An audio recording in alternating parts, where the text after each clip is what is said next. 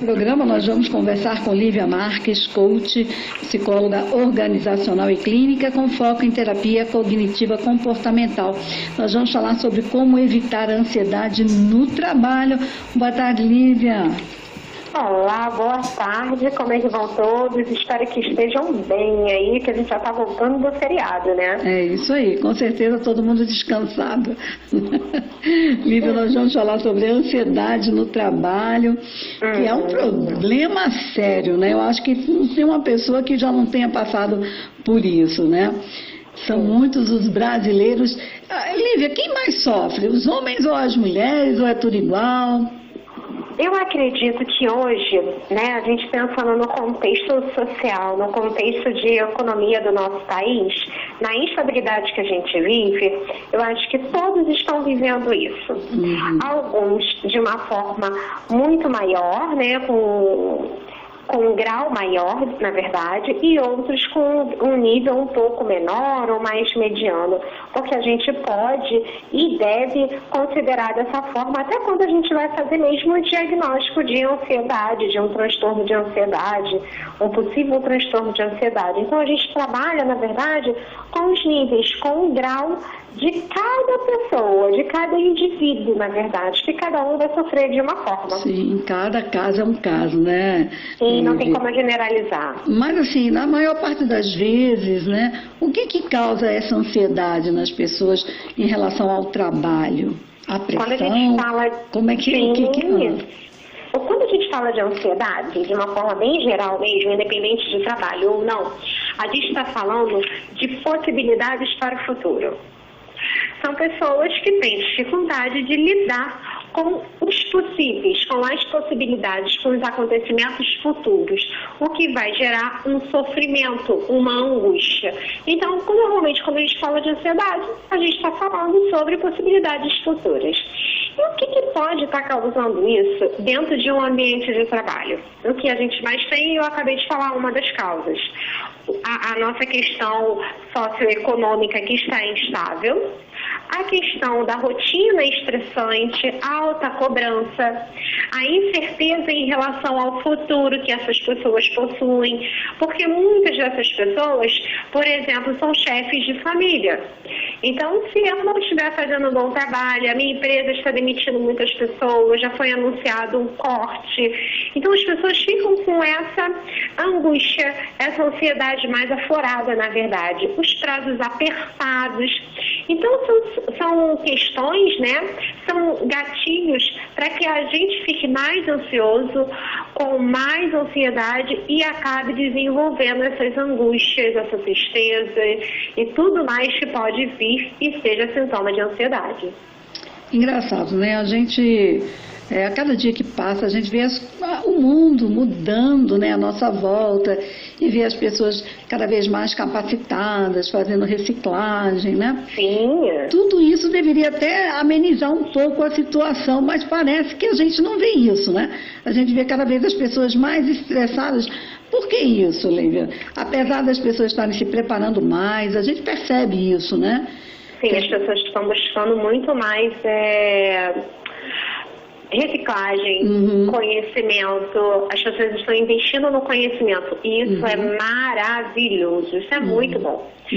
Só que quando a gente fala em trabalho, em empresas, né, em organizações, a gente também fala, na verdade, de gestores, a gente fala sobre RH, a gente fala sobre assédio moral. A gente fala de cobranças que são exorbitantes e que as pessoas não conseguem ver isso. E a gente também fala de vida, da vida própria de cada uma dessas pessoas e da história de cada uma dessas pessoas.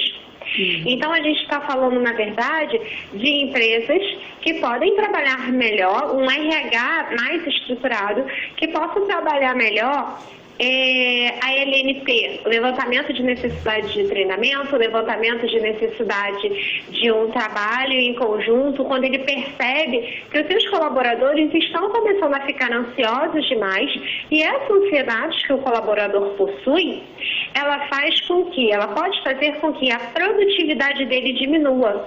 E isso pode gerar o quê? Pode gerar perda de dinheiro para a empresa. E não é isso que a empresa precisa. Então, ela também precisa saber trabalhar isso dentro do contexto organizacional dela, mas as empresas ainda não estão preparadas para isso. Quer dizer, por mais que a empresa seja uma boa empresa e tenha funcionários preparados no RH, coisa e tal, mas sempre vai acontecer isso de você ter ansiedade, porque você falou, são vários os fatores que podem fazer você passar por uma pressão, né? E em todo canto tem aquele que, por mais que o funcionário faça o trabalho dele, que vai pressionar, ou que o próprio chefe não tenha o preparo para saber lidar com o funcionário. Quer dizer, eu acho que problemas vão acontecer. O que a gente tem que fazer, no caso, é estar preparado para esse tipo de situação. Seria por aí, Lívia? Sim, o gestor precisa estar preparado, porque eu digo o seguinte, né? Todas as vezes que eu vou dar as minhas aulas e as minhas palestras, eu digo o seguinte: chefe, ele não fala vamos todos juntos. Chefe, ele fala vai, depois eu vou e eu vou colher os louros. Então, a diferença é essa. Esse cara que é chefe, ele pressiona mesmo. Ele vai pressionar e ele não vai nem querer saber do outro. O gestor, não. Ele vai olhar para o colaborador dele e vai falar assim, esse cara tem potencial, mas tem alguma coisa que está acontecendo com ele que está tendo algum tipo de problema, que está tendo algum tipo de gap, alguma lacuna, e como é que eu posso trabalhar isso? E o RH está aí para isso. A gente hoje trabalha para um RH mais humano.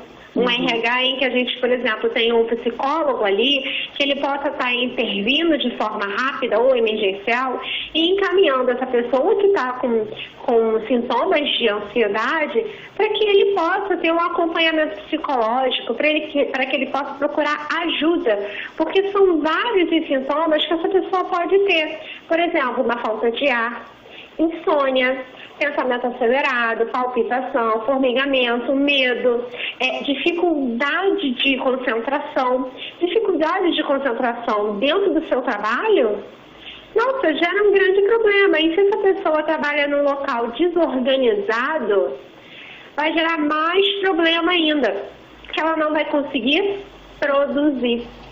Então, a empresa ela precisa estar atenta a esses tipos de comportamento e saber que qualquer uma pessoa, por mais que ela esteja preparada, investindo no aprendizado dela, ela pode sofrer isso. Até o próprio gestor, por exemplo. Quer dizer, todo mundo tem que estar preparado e até ter... Você acha que toda empresa deveria ter uma pessoa como você, por exemplo, psicólogo, ali para dar esse auxílio, essa atenção, não só ao gestor como ao funcionário, Lívia? Sim, eu trabalhei em uma empresa em que eu era coordenadora do departamento de motivação e desenvolvimento de pessoas, né? Então a gente não trabalhava só treinamento, mas a gente trabalhava ações motivacionais e outras coisas relacionadas ao setor. Mas eu também fazia um atendimento emergencial para os meus colaboradores. E encaminhava, no caso fosse necessário, para um psicólogo, alguma coisa assim. Eu acredito ser muito necessário. Eu digo isso para os meus alunos, o papel de vocês como psicólogos dentro de empresa não é apenas trabalhar no recrutamento e seleção, mas é também fazer um acolhimento e saber identificar aquelas pessoas que estão precisando de vocês naquele momento, que estão com algum sintoma de algum transtorno ou com alguma outra coisa que esteja atrapalhando a vida funcional e a saúde mental dessa pessoa. É necessário que as empresas tenham na cabeça delas que um profissional de psicologia é importante. Ah, com certeza, né? Tem que ter um acompanhamento, porque, como você mesmo falou no início do nosso bate-papo, são tantos os motivos, tanto pode ser algo dentro do trabalho, algo fora do trabalho que esteja atrapalhando ali momentaneamente a vida da pessoa, né? E isso refletir no seu trabalho. E acho que você falou uma coisa certa, a empresa, de uma certa forma, ela tem que também ser humana e entender esse momento que a pessoa está passando, né? Às vezes é um momento, é um funcionário bom, está passando por um momento difícil e o gestor ele tem que entender ou ter essa sensibilidade para perceber isso, né, Lívia? A empresa ela precisa entender que hoje, dentro do nosso contexto social, dentro do contexto em que a gente vive, E de pessoas também. As pessoas hoje que estão trabalhando são pessoas que querem qualidade de vida. Então, se você não trabalha com atração e retenção de talento, quando eu falo de retenção, eu estou falando disso. Se eu vejo que o meu colaborador está com algum problema, eu preciso ter um olhar diferenciado para ele.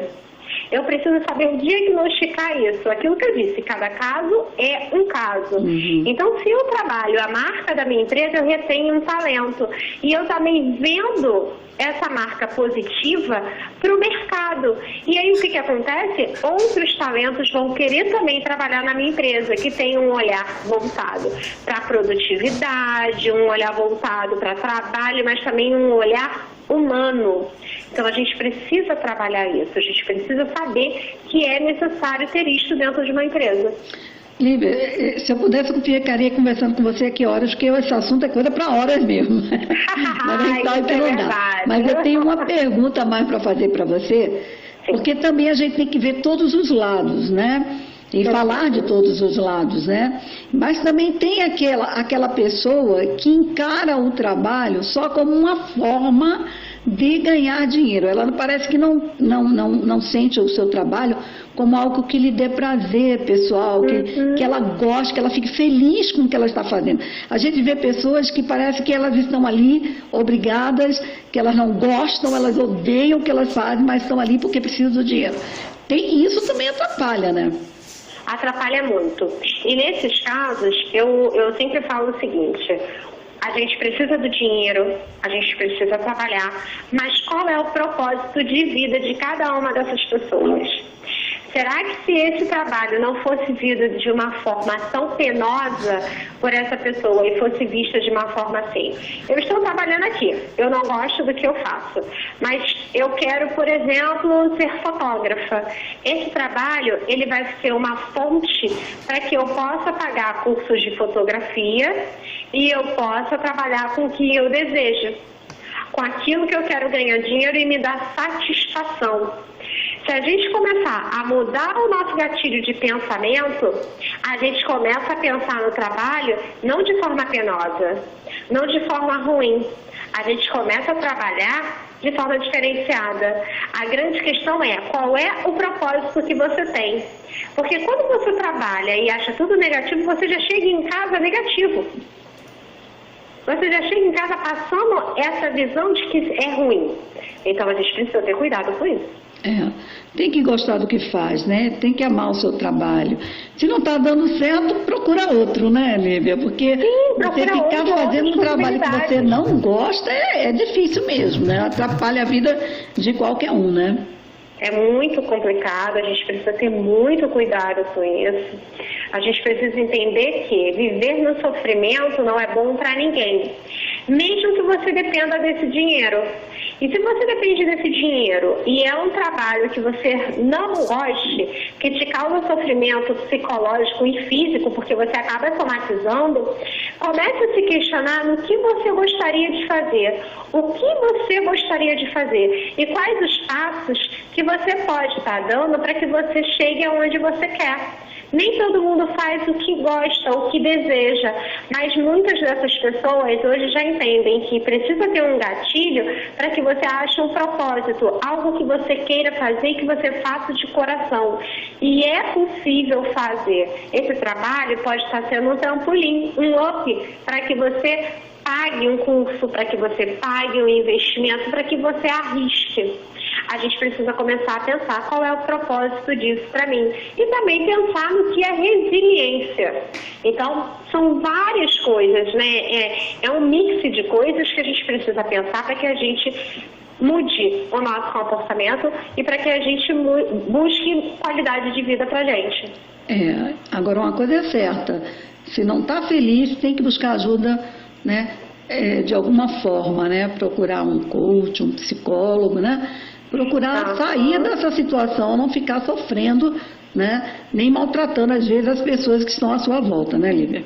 Sim, porque aí a gente cai em várias questões, né? Em vários outros comportamentos que não são legais e que fazem com que você sofra e com que o outro sofra também.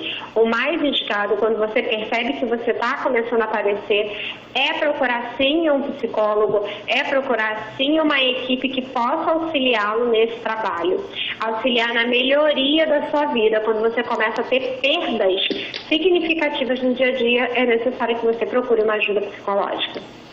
Lívia, eu quero agradecer muitíssimo a sua participação em nosso programa. Foi um prazer conversar com você e eu espero contar outras vezes com você aqui na Nacional, tá certo? Ah, que ótimo. Olha, muito obrigada. Esse trabalho, nessas palestras, eu faço tanto no Rio quanto em outros locais do Brasil, na verdade. A gente, esse ano, provavelmente já vai estar na Bahia e em São Paulo. E vou deixar meu contato, 2199-713-6690. Ou psicóloga Lívia Marques no Facebook, que vocês podem me achar também. Espero que tenha sido muito bom para todos vocês. E a gente vai estar aí se encontrando outras vezes para bater outros papos também, tá bom? Com certeza, Lívia. Mais uma vez, obrigada. Uma boa tarde. Obrigada, boa tarde. Tchau, tchau. Tchau. E agora, gente querida, vamos trazer música.